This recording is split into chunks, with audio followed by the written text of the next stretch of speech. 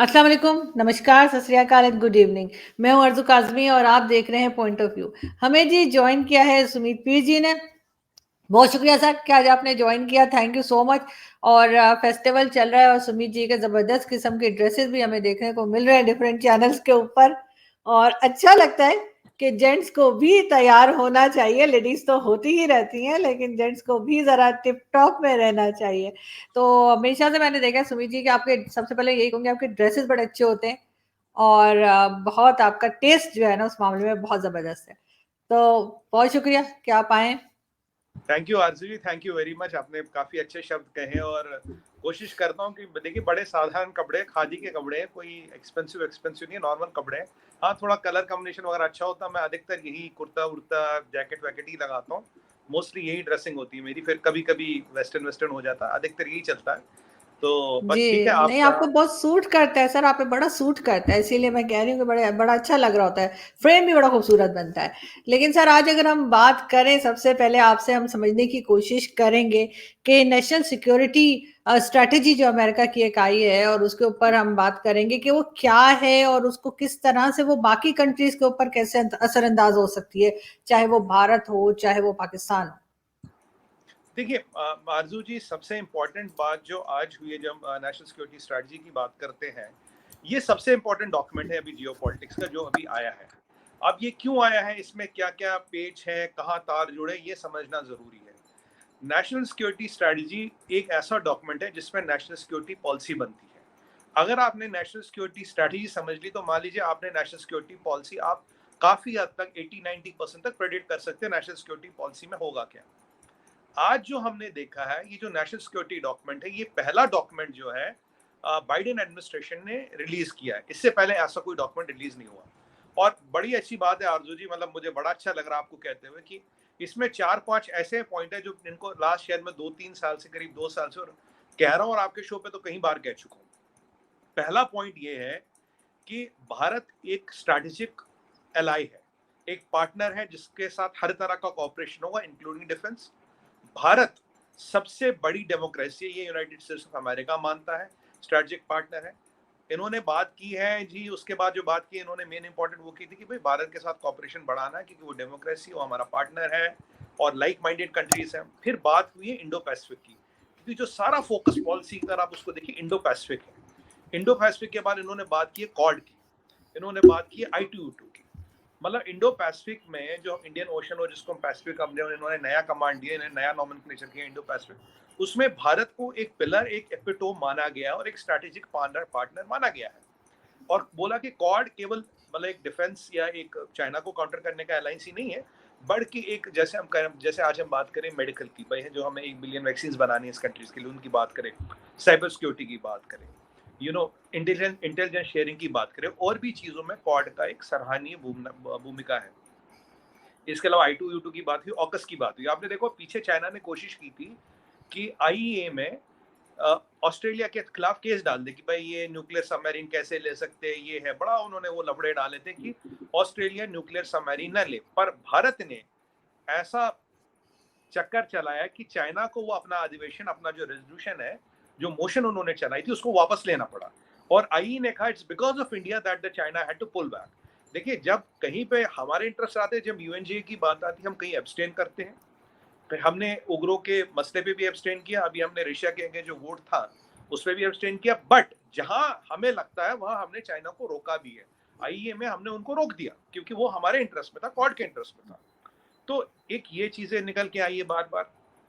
तो जो बातें चल रही थी कि भाई भारत और अमेरिका की रिलेशन खराब हो गए, दरार पड़ गई, वैसे पाकिस्तानी मीडिया पे बड़ी चल रही थी आरजू जी, दरार पड़ गई, खराबी हो गई, फिशर्स आर विजिबल, ये हमें जी F-16 वाला पैकेज दे दिया, हमें जी ये हो रहा, हमें जी बाजवा साहब आ गए, जरदारी साहब आ गए, भुट्टो साहब आ गए, सब कुछ बदल रहा है, जयशंकर चेकमेट, ये है वो है। आज इस डॉक्यूमेंट, अब आरजू जी देखिए, ये बयान नहीं, ये ब्लैक एंड व्हाइट में डॉक्यूमेंट है। तो इंडो पैसिफिक में अगर कोई पिलर है, United states of America most strategic partner है, इकोनॉमिक से लेके डिफेंस से लेके हर चीज तक, वो है भारत। ये आज सिद्ध हो जाता है, पहली बात।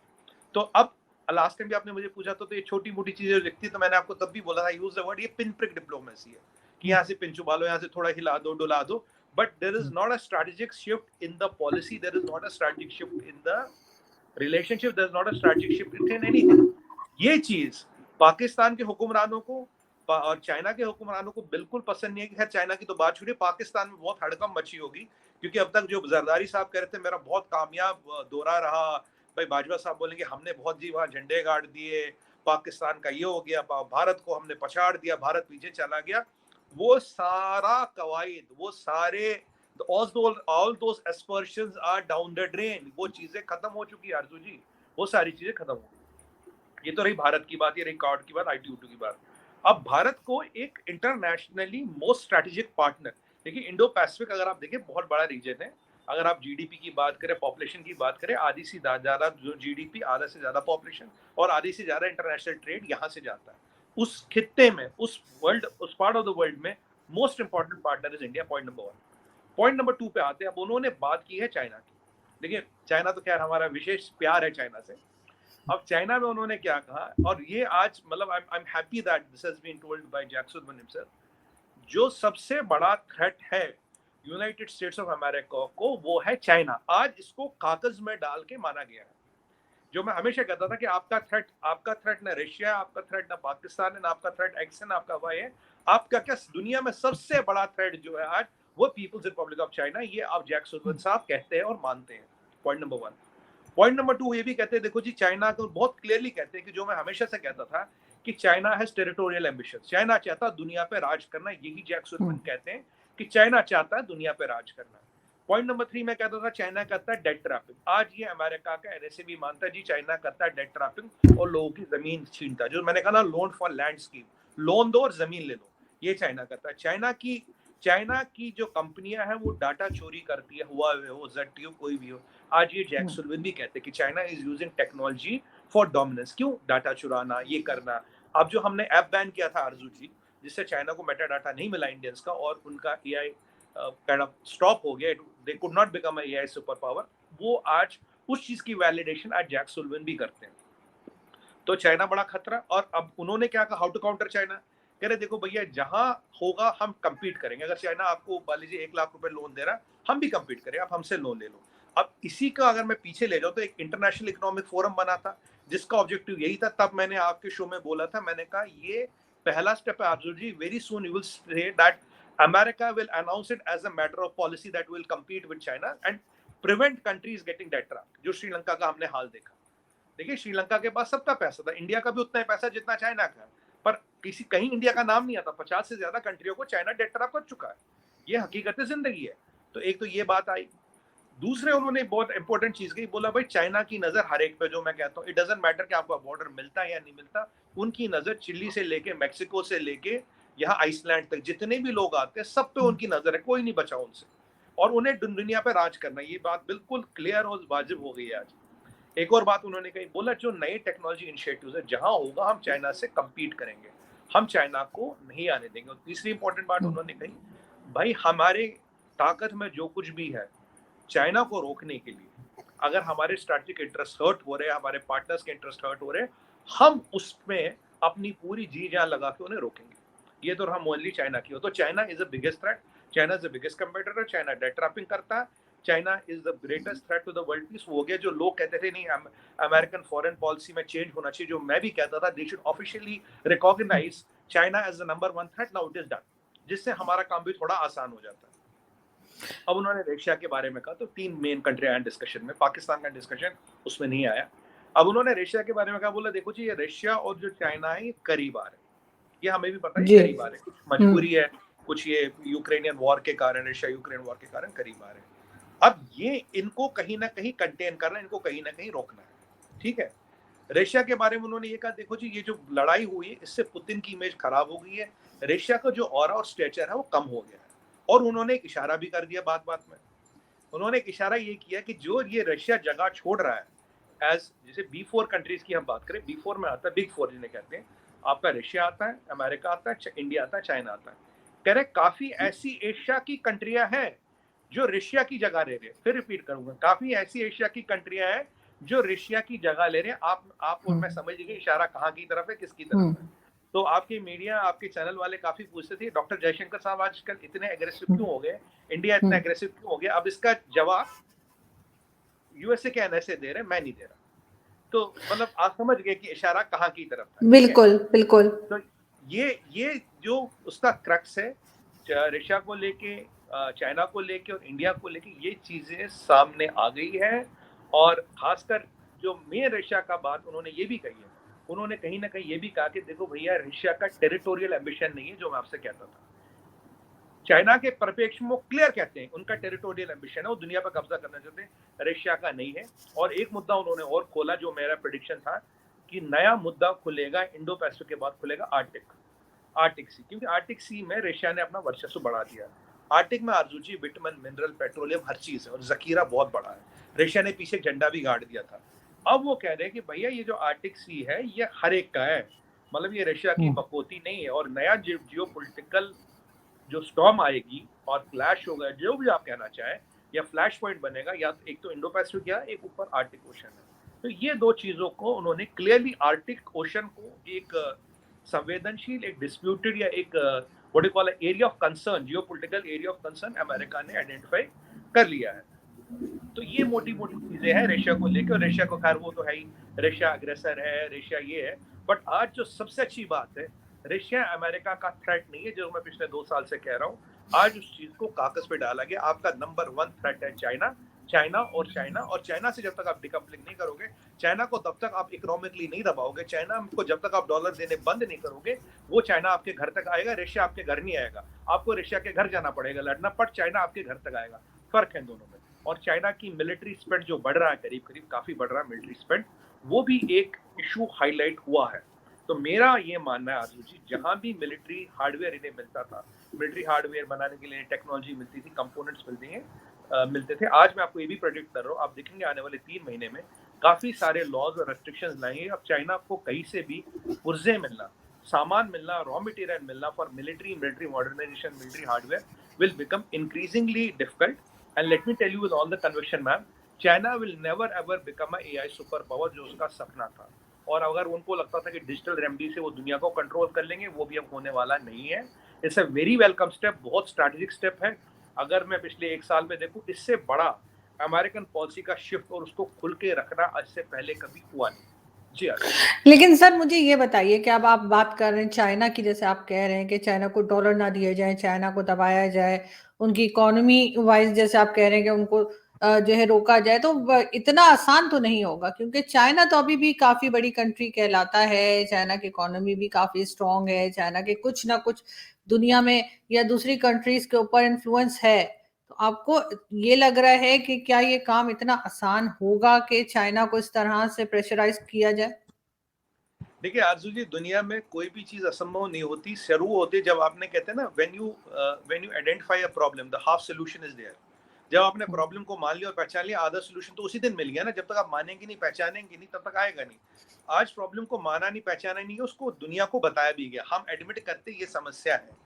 तो मान लीजिए अगर समस्या है, हमने लगा दी, पेपर छाप दिया, नक्शा छाप दिया, दुनिया को बता दिया, डॉक्यूमेंट रिलीज कर दिया, एनएसए खुद रिलीज कर रहे हैं, तो इसका मतलब है भाई ये समस्या है, मानते, जानते, पहचानते। और हमें, और उसमें एक और चीज थी, हमें चाइना से टेक्नोलॉजिकली हर कीमत पे आगे रहना है, ठीक है। तो अब इसमें क्या होता है, जब आपने ये प्रॉब्लम मान ली, तो आप अब इसको सोल्यूशन करने की प्रोवाइड करोगे। अब देखिए, पहले भी मैं आपके शो पे कई बार बोल चुका हूँ, थोड़ा ज्यादा टाइम नहीं अपने पास, मैं जल्दी से बोलता हूँ। देखिए, चाइना तो सबसे ज्यादा लिवरेज कंट्री है, 40-45 ट्रिलियन डॉलर का तो उनका डेट है, 320% ऑफ देयर जीडीपी। अगर आप देखेंगे अभी, अच्छा, अभी आपने देखा होगा कि जो चाइना का रियल एस्टेट खत्म हुआ है, अब तो इसकी बात मॉर्गन स्टैनली भी करता, 5 से 8 ट्रिलियन डॉलर उड़ गया, उनके बुलेट ट्रेन में 1 ट्रिलियन डॉलर उड़ गया। उन्होंने जो इधर उधर पैसे फंसाए, 10-12 ट्रिलियन डॉलर का हिसाब किताब तो यही है। जीरो कोविड क्यों चला रहे, अब भी बंद है। इकोनॉमिक आउटलुक चाइना का घट के 3.3 से कोई 4.4 की बात कर रहा है। क्वार्टर ऑन क्वार्टर की ग्रोथ करे, हालत खराब है। कितने लाखों hectare kilometre hectare I don't know hectares of land is under drought. 5 में से 4 नदियां सूख गई, एक नदी में 40% पानी बचा है। एक्सपोर्ट हो नहीं रहे, एक्सपोर्ट गिर गया, foreign exchange reserves are depleting, और अब भी लोगों को बंद कर रखा है। तो ये जो चीजें, तो चाइना में, तो देखिए, चाइना आपकी और हमारी तरह नहीं कि अगर पाकिस्तान में फ्लड आई, सबको पता क्या है क्या नहीं है। यहाँ एक प्रोटेस्ट होगा, दुनिया भर का मीडिया कवर करता है, कोई दिक्कत नहीं है। वहां तो किसी को अंदर पता ही नहीं ना क्या हुआ।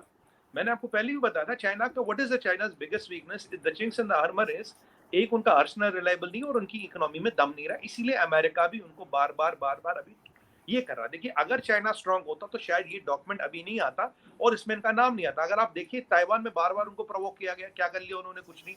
अब तो ताइवान ने आज बोल दो, अब 10 दिन पहले बोल दिया अगर मेरा एयर स्पेस वायलेट करोगे it's act of war. Taiwan धमकी दे रहा, सुनिए, ताइवान धमकी दे रहा चाइना को, मेरा एयर स्पेस वायलेट मत करना, इट्स एक्ट ऑफ वॉर। तो सबको पता है कि चाइना की हालत खस्ता हाल है। चाइना में जो सबसे बड़ा जीडीपी कंट्रीब्यूटर है वो real estate, real estate almost खत्म हो चुका वहां का। तो टेक्नोलॉजी देखिए सारी अमेरिका से आती, चिप मैन्युफैक्चरिंग पे भी अमेरिका ने पेच कसने शुरू कर दी। अगर अमेरिका ने अब ये चीज आइडेंटिफाई करी और दुनिया को बताइए तो आरजू जी मान के चलिए उन्हें इसके खिलाफ कुछ ना कुछ करना पड़ेगा। यू आर एब्सोल्युटली राइट, ये कल नहीं होगा, इट विल टेक टाइम, साल 2 साल 5 साल। अगर आज मैं मजदा की बात करूं, आज मैं निसान की बात करूं, आज मैं ड्यूक की बात करूं, आज मैं नाइकी की बात करूं, ये तो चाइना छोड़ चुके हैं ना। सबसे बड़ा मोबाइल फोन का कारखाना एप्पल 14 तो इंडिया में बन रहा है ना। जाहिर सी बात है अगर एप्पल 14 इंडिया में बनेगा 15 तो चाइना में बन ही नहीं सकता ना। अब सैमसंग की बात करें, सबसे बड़ा सैमसंग का कारखाना का नोएडा में, दुनिया का सबसे बड़ा कारखाना। अभी सेमीकंडक्टर में लोग यहाँ आना शुरू हो गए। अभी हमने ऑपरेशन गति शक्ति के अनुसार we have done a single window clearance, 10-12 मिनिस्ट्रियों का सिंगल विंडो क्लियरेंस। आप एक जगह अर्जी दो, आपको सब एक जगह क्लियर होकर मिलेगा, यूं आपका इंडिया में बिजनेस लग जाएगा दिनों में। तो हम अपनी कार्रवाई कर रहे हैं, हम अपनी तैयारी पूरी कर रहे हैं आरजू जी।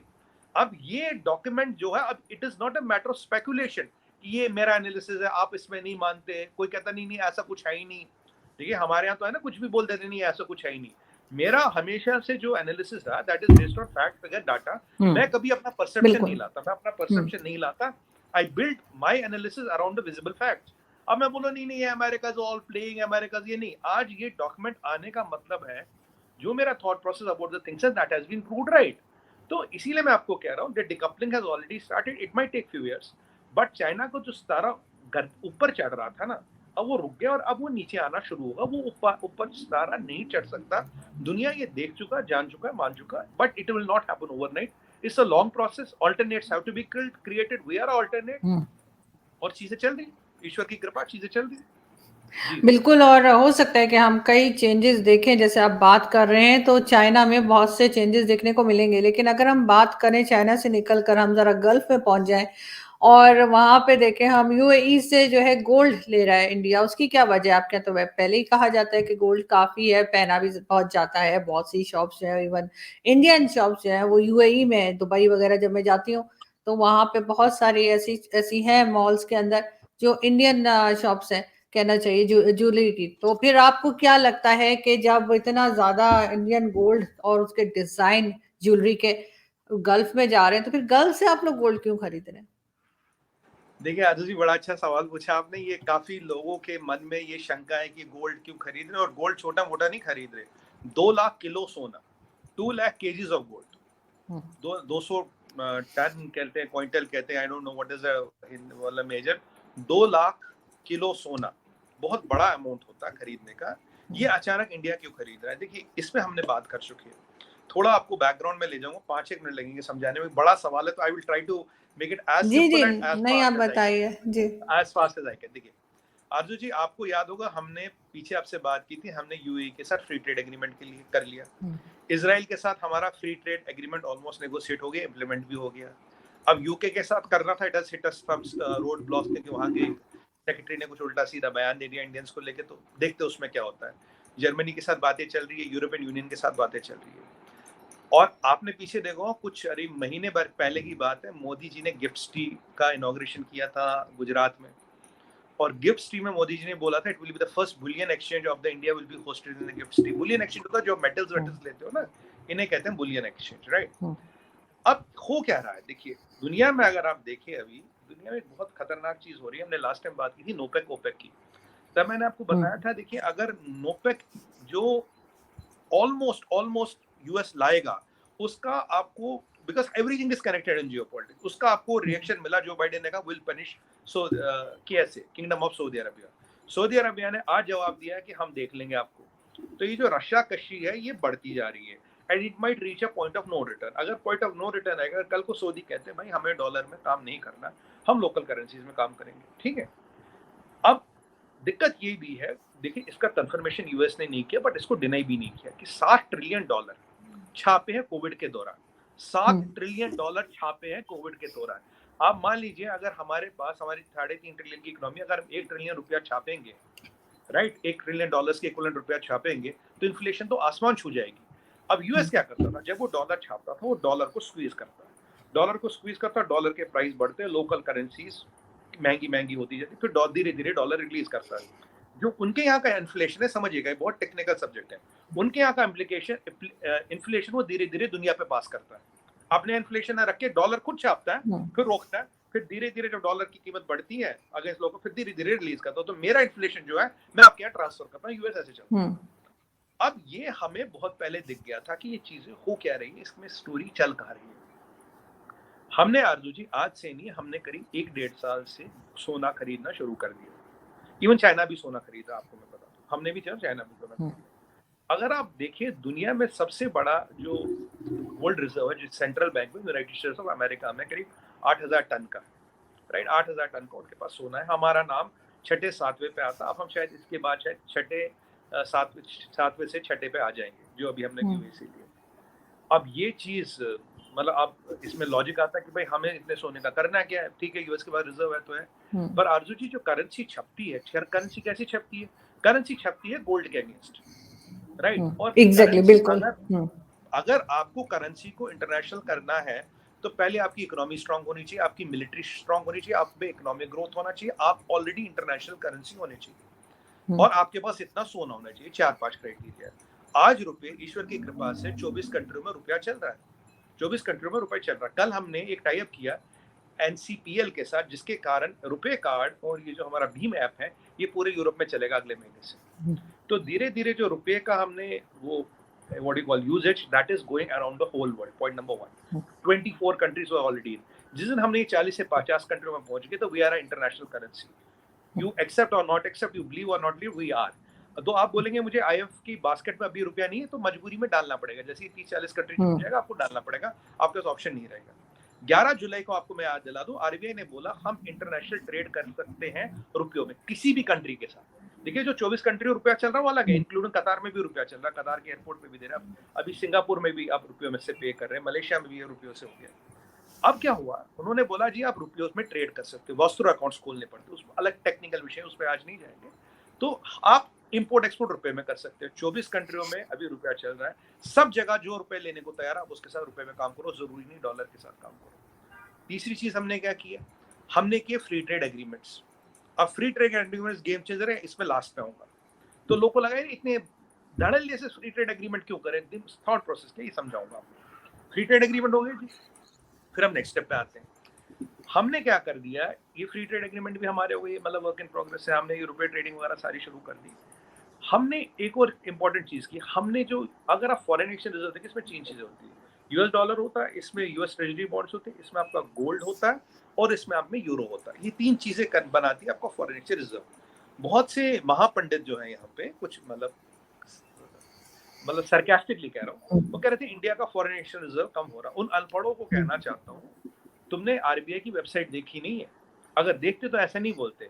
आरजू जी हम डॉलर में रिजर्व कम हो रहा, हम यूरो बढ़ा रहे, यूरो बढ़ा रहे, हम गोल्ड बढ़ा रहे, क्योंकि अगर कल को होगा क्या, 2023 में मेरा प्रेडिक्शन है, I am stretching my neck out and telling you this, you mark my words, 2023 के बिगनिंग में आप देखोगे डॉलर गिरेगा, एंड काफी जितना भी उठा उतना ही गिरेगा ही। अगर डॉलर गिरेगा, अमेरिका की जो स्ट्रेटजी में डॉलर को रोक दूं, फिर धीरे धीरे छोड़ दूं, मेरा इन्फ्लेशन पास कर दूं। पर दुनिया में क्या रहा, दुनिया में जितनी बड़ी कंट्रीज है दे आर ऑलरेडी दाएं बाएं अपना रास्ता ढूंढना शुरू कर दिया। एससीओ में क्या बात हुई भाई, लोकल करेंसी में ट्रेडिंग करेंगे, हमने बोला हमारे से लोकल करेंसी में ट्रेडिंग करेंगे, राइट, हम अपना लोकल करेंसी में ट्रेड बढ़ा ही रहे।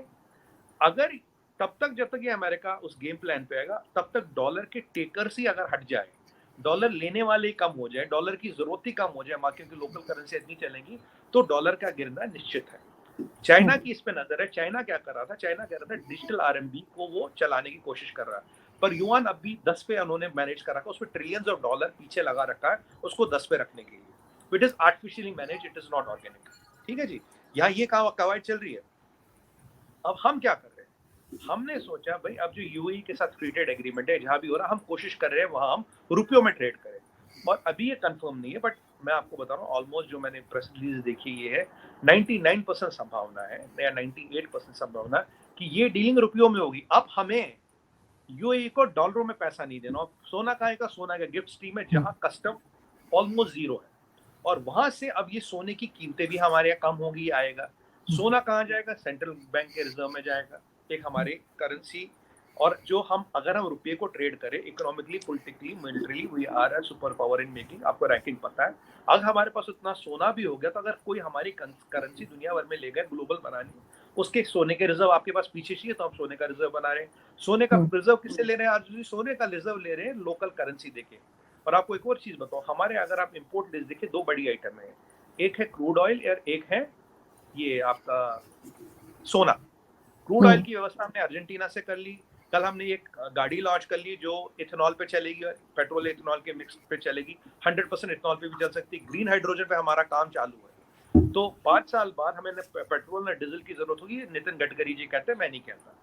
तो यहाँ हम जो मेन चीज है हमारी, जिसमें हमारा सबसे ज्यादा पैसा लगता है, हम डिपेंडेंस कम कर रहे हैं। अगर सोना हम रुपयों में खरीदने लगे, जहां से हमारे मतलब बिलियंस ऑफ डॉलर देने पड़ते थे, वो सोना रुपयों में आ जाएगा और सेंट्रल बैंक के रिजर्व डिपॉजिटरी में जाएगा, वहां हमने कम कर लिया। एफडीआई में हम नंबर 1 चल ही रहे, तो दो चीजों पे काम करें, इनफ्लो बढ़ा रहे और आउटफ्लो डॉलर का घटा रहे। और सोने में आपको एक और स्टोरी बताऊं, आपको आपने बहुत अच्छा पॉइंट बोला था इंडियन डिजाइन को लेके, इंडियन गहनों को लेके। आरजू जी, ये जो मैंने आपको फिगर बताया ये केवल सेंट्रल बैंक का है। अगर आप अभी देखें कि इंडिया में सोना कितना है, एज पर एस्टिमेट्स 25,000 टन सोना हमारे घरों में रखा है। 25,000 टन, यूएस में 8,000 टन ही है। और अगर हम अपने घरों का सोना कंबाइन करें और जितना हमारे पास सेंट्रल बैंक में है, और तीसरी डिपॉजिटरी भी है हमारे पास, हमारे मंदिरों में पद्मनाभया टेम्पल और श्री तिरुपति बालाजी में बहुत सोना रखा। कितना है मुझे कोई अंदाजा नहीं, पर हजारों टन में वहां भी है। अगर मैं ये 3 चीजें कंबाइन कर लूं, सेंट्रल बैंक में हमारे सोना जिसको मोल ले रहे हैं, जो हमारे गृहिणियों के पास सोना, जो हमारे घरों में सोना, और जो हमारे मंदिरों में सोना है, ये सोना इतना है, पूरी दुनिया का सोना एक तरफ और हमारा सोना एक तरफ। तो धीरे धीरे हम रुपये को इंटरनेशनल करेंसी बनाने के पूरे फिराक में है। जहां चाइना अभी पतंगे उड़ा रहा और डिजिटल अरबी के सपने देख रहा, we have set the ball rolling. I am telling you, this is the reality and it is backed by facts. It's not my perception. We have set the ball rolling. We have set the ball rolling. This is what we are doing. और जैसे ये 40-50 हो गया और एक दिन, कोई बड़ी बात नहीं, बहुत जल्दी Indian rupee will be a digital, will be a international currency. तब हम जैसे आपकी इंटरनेशनल करेंसी बनेगी, और देखिए जैक सुल्लिवान ने क्या कहा, रशिया का वर्चस्व गिर रहा, कुछ लोग वहां जा रहे हैं, अब इन दोनों चीजों को जोड़िए, इसीलिए हम एफटीएस करें, इसीलिए यूएई से हम रुपयों में सोना खरीद रहे। सोने की हमें जरूरत है, पर डॉलर देके नहीं खरीद रहे, रुपयों में देके खरीद रहे। और आरजू जी ये चीज बताओ आपको, अगर हमने पेट्रोल की व्यवस्था कर ली, वैसे पीछे जयशंकर साहब वेनेजुएला गए थे, तो वहां हमने एक टाइप किया जिसमें हमें 40% ड्रिलिंग राइट्स मिले, जितना तेल मिलेगा हमें 40% मिलेगा। अर्जेंटीना में हमने रेयर अर्थ्स के लिए वहां की कंपनी के साथ टाइप कर लिया, जितनी उनकी माइंड से वहां जो भी निकलेगा वो हमें मिलेगा। तो हम दुनिया भर में अपना कार्रवाई करें। जयशंकर साहब पीछे ऑस्ट्रेलिया गए थे, ऑस्ट्रेलिया में क्या मिलता है? आयरन, बॉक्साइड और आपका मिलता है ओपल। नंबर 2 किस में? ऑस्ट्रेलिया में गोल्ड, सिल्वर और अदर रेयर अर्थ मेटल्स में, वो हमें चाहिए ईवीज बनाने के लिए।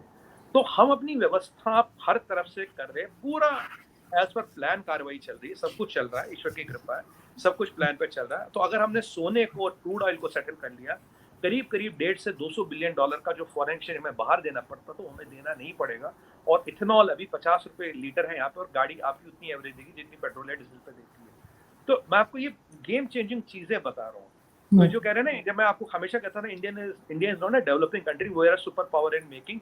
These are some facts and figures which you will substantiate with strategy how this is fructifying on the ground and on the international stage. अगर Jack सुल्लिवान को आज ये बोलना पड़ा, इशारा करना पड़ा, तो समझिए डिप्लोमेसी में कोई किसी को फेवर नहीं करता। उन्होंने भी दिल पे पत्थर रख के इशारा किया है और दुनिया को बता दिया है। और जो लोग ये खुश हो रहे थे भाई इंडिया की यूएस से तन गई, ये रिलेशन खत्म हो गई, हमने गेम बजा दिया इंडिया का, हमने ये कर दिया, हमने वो कर दिया, आज उनको बर्नॉल की बहुत जरूरत पड़ेगी। कोई बात नहीं, हम भिजवा देंगे, हमारे बर्नॉल बहुत बच। Thank you so much Sumit ji, बिल्कुल बर्नॉल भिजवा दिएगा वैसे उन लोगों को। लेकिन मैं ये जरूर कहूंगी कि बिल्कुल हमें, जैसे आपसे बात भी हुई है और हमने जाहिर आर्टिकल्स वगैरह भी देखे हैं, तो बिल्कुल लग यही रहा है कि इंडिया आगे की तरफ जा रहा है। और बिल्कुल ये गोल्ड वाली न्यूज तो बड़ी एज अ फीमेल मुझे बड़ा इंटरेस्ट है, तो मैंने कहा कि ये भी मैं आपसे पूछ ही लूं। और बिल्कुल आपने सही कहा कि यूएई में बहुत, जैसे मैंने कहा कि बहुत शॉप्स हैं, और दिल्ली कह रही हूँ, इंडिया से ही लोग जो है वहां पर हैं, और बहुत से ब्रांड्स, दमास और कई तरह सब है। के कल्याण जी, और वो सब है। तो ये कि वो डिजाइन ही और होते हैं। जब वहां कोई जाते हैं ना, तो कोई फैमिली में से भी कोई जा रहा हो तो हम कहते हैं वहां से ले आना, तो हमें थोड़े डिफरेंट डिजाइन जो है वो मिल जाएंगे, क्योंकि ज्वेलरी डिजाइनिंग बहुत जबरदस्त होती है इंडिया की। Thank you so much sir कि आज आपने ज्वाइन किया, बहुत शुक्रिया। और आरजू जी, आपके आपकी चीज पे मुझे एक याद आई, यू नो, इंडियन वुमेन ना, हमारी गृहिणियां, माताएं, बहनें जो है, they hold 11% of the total gold produce in the whole world. जितना दुनिया का सोना, उसका 11% हमारी माताओं बहनों के पास है। मैं सेंट्रल बैंक की बात नहीं कर रहा, मैं मंदिरों की बात नहीं कर रहा, मैं और बात नहीं कर रहा, सिर्फ हमारी लेडीज के पास 11% of the total gold produce in the world. बिल्कुल। और यही वजह है कि इंडिया में खैर पहना भी बहुत ज्यादा जाता है। मैं तो वो आपके जो प्लेज वगैरह, टीवी प्लेज होते हैं, उसमें भी दिखाते हैं। और एक सेविंग के लिए भी, पाकिस्तान में तो ज्यादातर लोग जो बना रहे होते हैं वो सेविंग के पॉइंट ऑफ व्यू से भी बना रहे होते हैं कि चलो कुछ सेविंग हो जाएगी, ऐसे तो पैसे खर्च हो जाते हैं। ये भी एक होता है। बहुत शुक्रिया sir, thank you so much. Thank you very much ma'am, thank you. Thank you.